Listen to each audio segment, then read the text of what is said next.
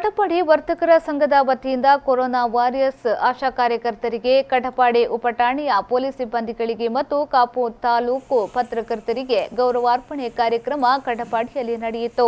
ವರ್ತಕರ ಸಂಘದ ಗೌರವಾಧ್ಯಕ್ಷ ದಿನಕರ್ ಶೆಟ್ಟಿ ಅವರು ಮಾತನಾಡಿ, ಕೊರೋನಾ ವಾರಿಯರ್ಸ್ ಪ್ರಾಣದ ಹಂಗು ತೊರೆದು ಸಮಾಜದ ಜಾಗೃತಿಗಾಗಿ ಕೊರೋನಾ ವಿರುದ್ಧ ಕೆಲಸ ಮಾಡಿದ ವೈದ್ಯರು, ಆಶಾ ಕಾರ್ಯಕರ್ತೆಯರು, ನರ್ಸ್ಗಳು, ಪತ್ರಕರ್ತರು, ಪೊಲೀಸರನ್ನ ಗೌರವಿಸುವುದು ನಮ್ಮ ಧರ್ಮ ಮತ್ತು ಕರ್ತವ್ಯ ಎಂದರು।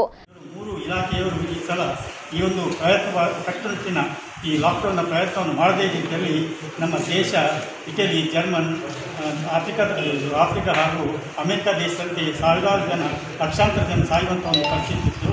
ಈ ಮೋದಿಜಿಯವರ ಆದೇಶದ ಮೇರೆಗೆ ಈ ಇಲಾಖೆಯವರು ರಾತ್ರಿ ಹಗಲೆನ್ನದೆ ತಮ್ಮ ಪ್ರಾಣದ ಹಂಗು ತೊರೆದು ರಾತ್ರಿ ಹಗಲೆನ್ನದೆ ತಮಗೂ ಎಷ್ಟೋ ಜನ ಪೊಲೀಸ್ನವರಿಗೂ ಅಟ್ಯಾಕ್ ಆಗಿದೆ, ಎಷ್ಟೋ ಜನ ಆಶಾ ಕಾರ್ಯಕರ್ತರಿಗೆ ಆಗಿದೆ, ಎಷ್ಟೋ ಜನ ಆರೋಗ್ಯ ಇಲಾಖೆಯವರಿಗೆ ಆಗಿದ್ದರೂ ಕೂಡ ಅವರು ತಮ್ಮ ತಂದೆ ತಾಯಿಯನ್ನು, ಗಂಡನನ್ನು, ಮಕ್ಕಳನ್ನು, ಹೆಂಡತಿಯನ್ನು ಬದಿಗೊತ್ತಿ ದೇಶ ಪ್ರೇಮಕ್ಕೋಸ್ಕರ ಹಗಲಿದ್ದು ನಮಗೆ ಸ್ವಲ್ಪ ಕಠಿಣ ಕಾಣಿರ್ಬೋದು।